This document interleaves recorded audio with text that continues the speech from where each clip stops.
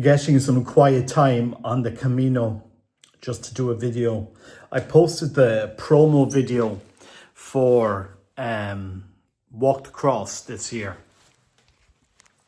And I don't know if people know the story of the Walk the Cross, the Clonmacnoise Walk the Cross, and that we did exactly 3 years ago. So this year it'll be the third Walk the Cross.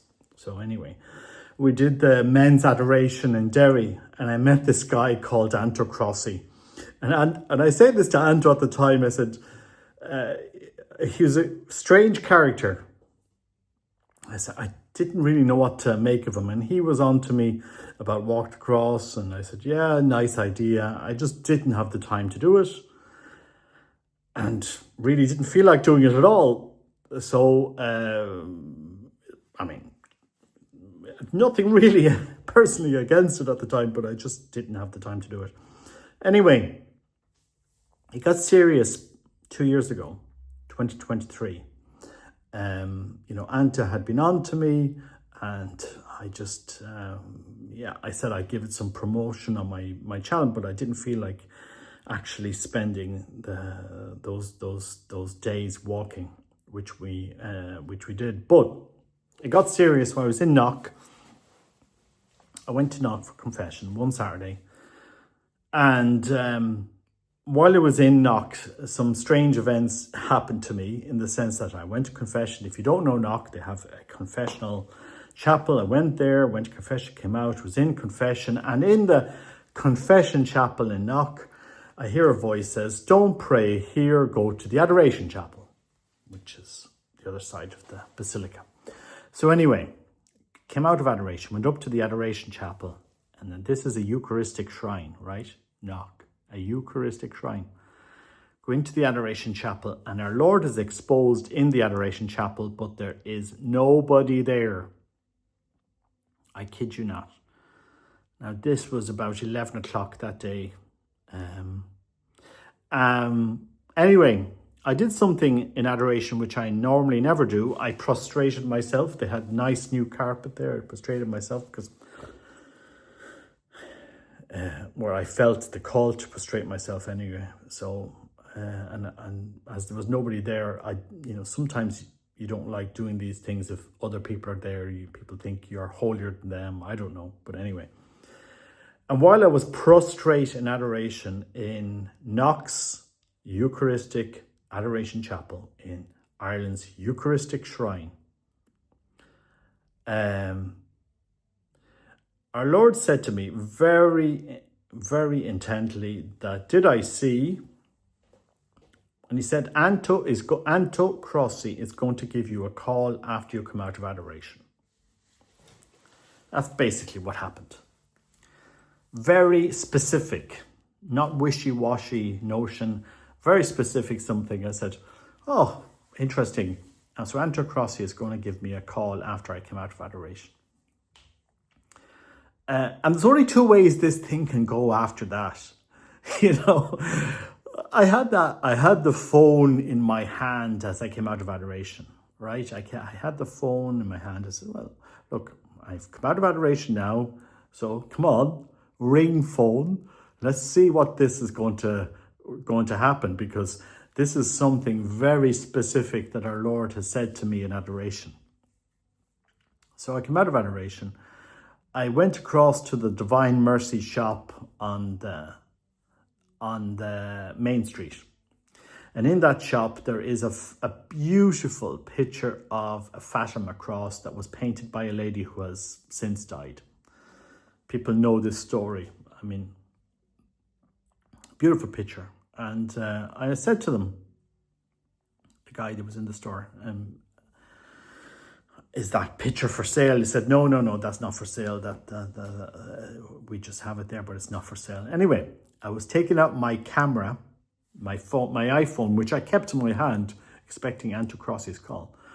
I took out my phone, held it up to the cross, the Fatima cross in the Divine Mercy shop. It was exactly 12 noon. I was about to take a photograph of this picture, and Anto rings me. Now, needless to say, this is the call that I was expecting. So I came out of the Divine Mercy shop in Knock, and I said, Anta, like, why are you calling me? Like, people think we made this up. Like, there was some conspiracy between Anta and me. There really is no conspiracy whatsoever. I have no connection to Anta Crossi whatsoever. I have nothing there that connect us together at all. We met at the Men's Adoration in Derry, and he gave me this, asked for me to help him with Walk the Cross. He had this vision of doing Walk the Cross in the size of a cross from 4 locations. I have no connections to him. I have to put this clear. And I even said it to Anto, I thought you were a crackpot, right?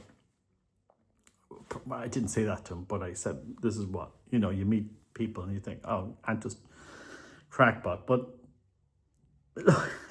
these are the events that happen to Knock. I can't explain them to you.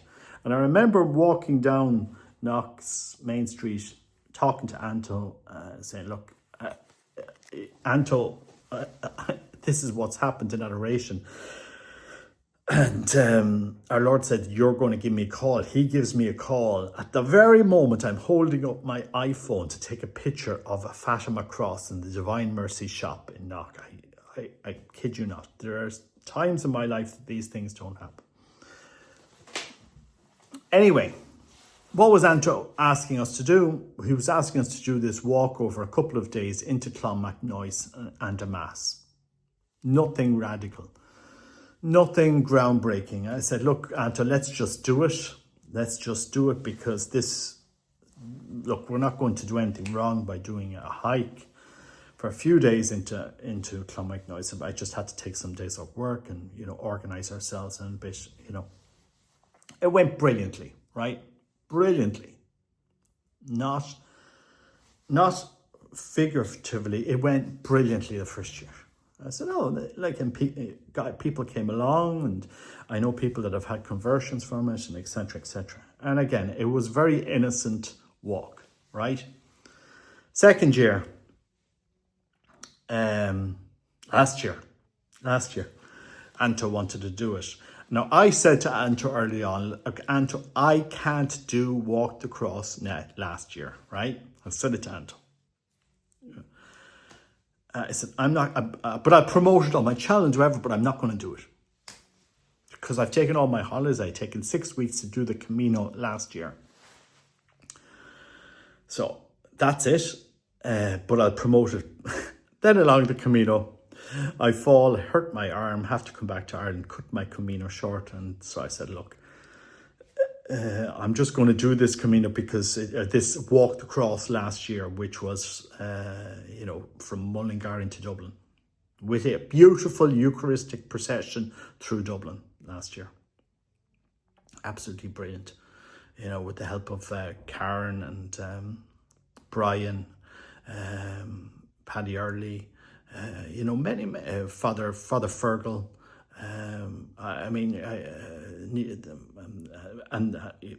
Beautiful procession. I'm just trying to remember it now, and all the priest that actually that held the Eucharist. His name escapes me, but God bless him as well. It was a very simple walk. Like, it wasn't anything groundbreaking, but this is what we did last year as well. We walked into Dublin. We had a mass at the end, Eucharistic procession through Dublin. Very, very beautiful. And I don't know why our Lord wanted it, but he did. This year, we're going to do the third Walk the Cross. And obviously, I've learned my lesson. If Anto asks me to do it, I will be there doing it. I don't understand why. To be clear, this isn't a project I would do. I don't understand it. I don't understand what's happening at this project. There's something greater than me in this project. That's all I know.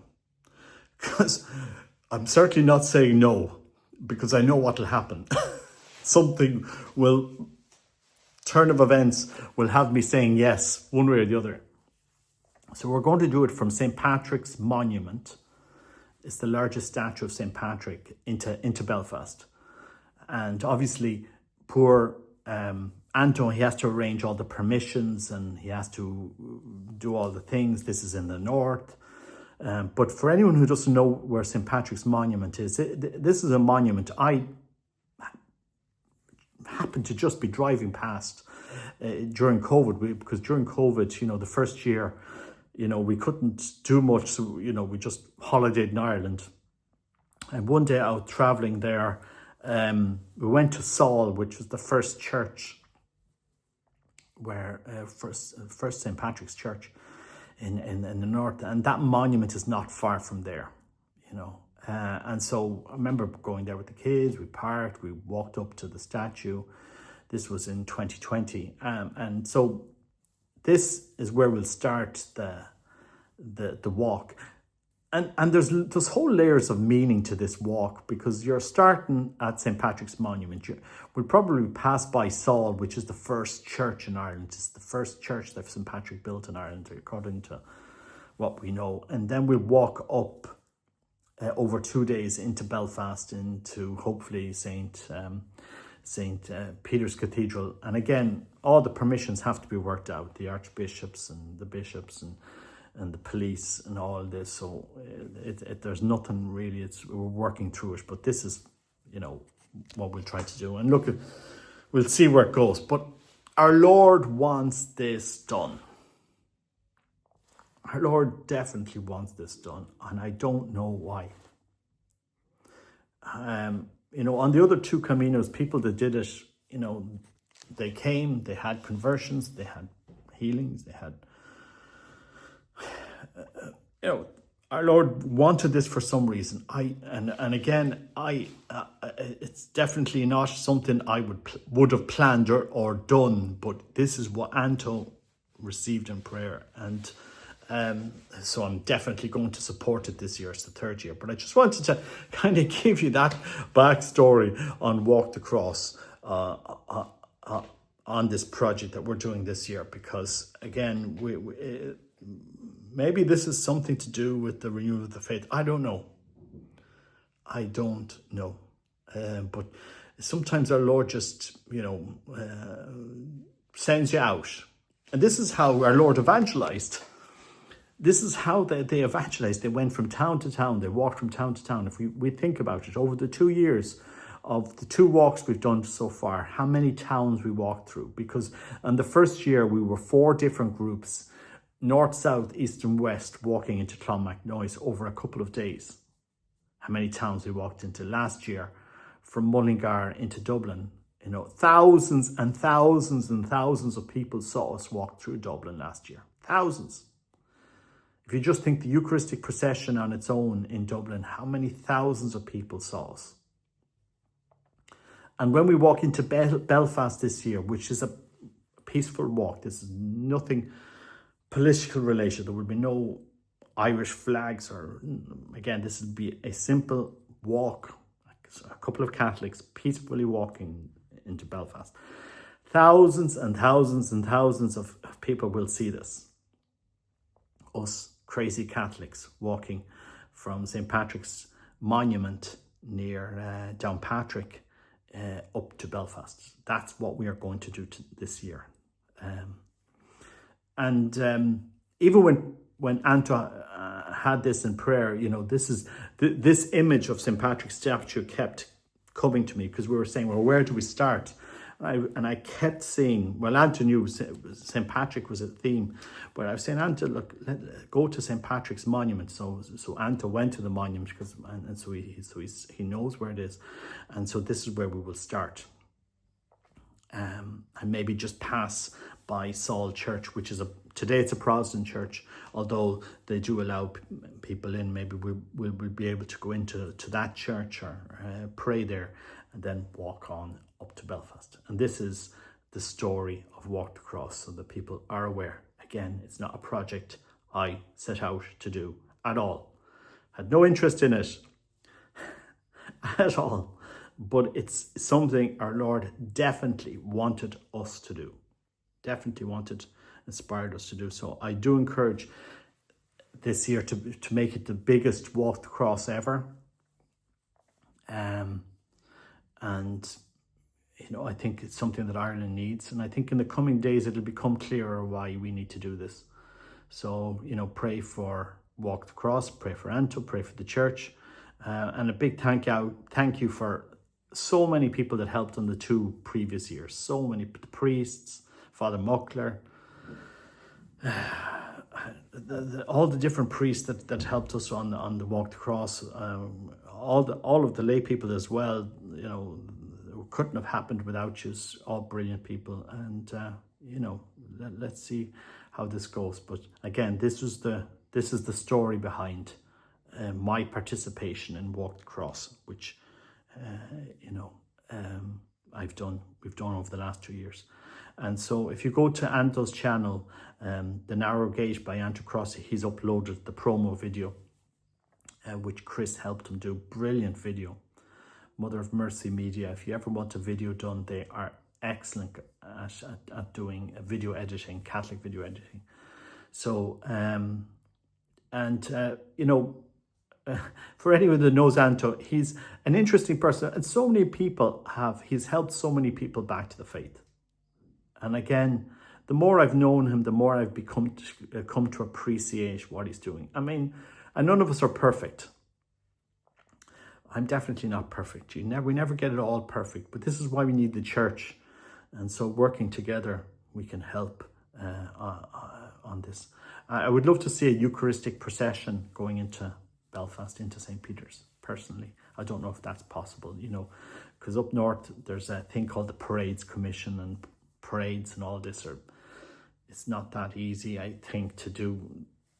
As easy as it is in Dublin, where you can just talk to the guards and stuff like this. I'm not sure what it's like in the north. So, but I'd love to do a Eucharistic procession into Belfast. But look, we'll let our Lord see what's possible. And who knows, somebody who's looking at this video, maybe you want to help out. Anyway, so the dates are Saturday, Sunday, 13th and 14th of September, which is Saturday and Sunday. It's to do with the exaltation of the cross. And so if you want to come along this year, you're more than welcome. We'd love support, especially if you want to be part of the core team to help us out. Anyway, that's a little bit of the story on Walk the Cross, a history of Walk the Cross, and hopefully you'll be able to come. God bless you.